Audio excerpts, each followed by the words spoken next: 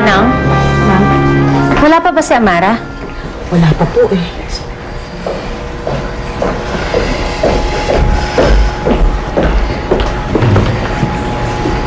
Ako ba hinihintay ninyo? Oo. Dahil gusto kong iligtas ang anak ko mula sa'yo. Hawak mo siya, hindi ba? Malakas talaga paniniwala mo na ako ang kidnapper ng anak mo. Nakita ko ang mga gamit ni Maylin sa kwarto mo. Tsaka sino pa ba gagawa nito sa amin kung hindi ikaw? Alam mo, Amara, inalagaan ka ng pamilya ni Ferdinand. Tinuring ka nilang parang tunay na anak. Bakit hindi mo man lang sila gantihan ng kabutihan? Gantihan? Patanggapin kayong mag-ina? Ganun ba? Hindi ko kasi maintindihan. Bakit ba hindi mo kami matanggap-tanggap? Bakit ba ayaw mo sa amin? Simple lang, Lilian. Ako lang ang kailangan ni Ferdinand. Wala nang iba.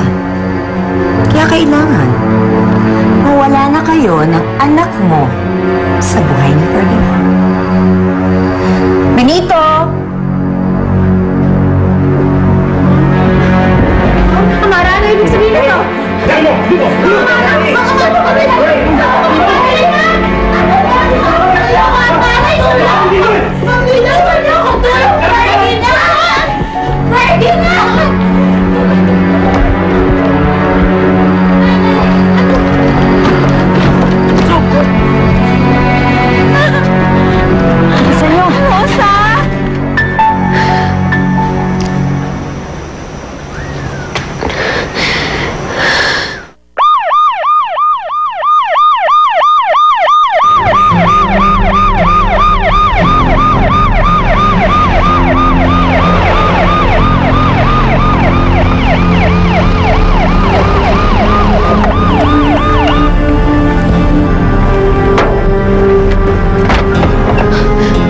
Sir Charles, narinig mo ba yun?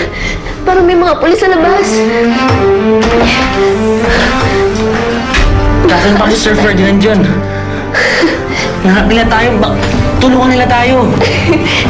Makakalis tayo dito. Makakasama ko na yung pamilya ko.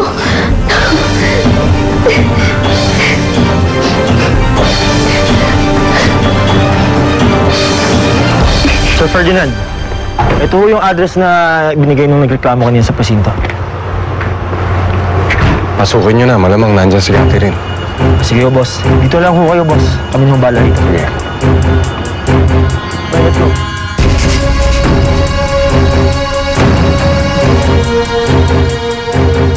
Amara, anong ibig sabihin nito? Papatayin mo kami? Ganyan ka nakasama?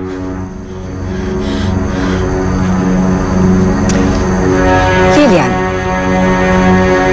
gusto mo ba malaman lahat na naging kasalanan mo sa akin? Isa-isahin natin kung gusto mo.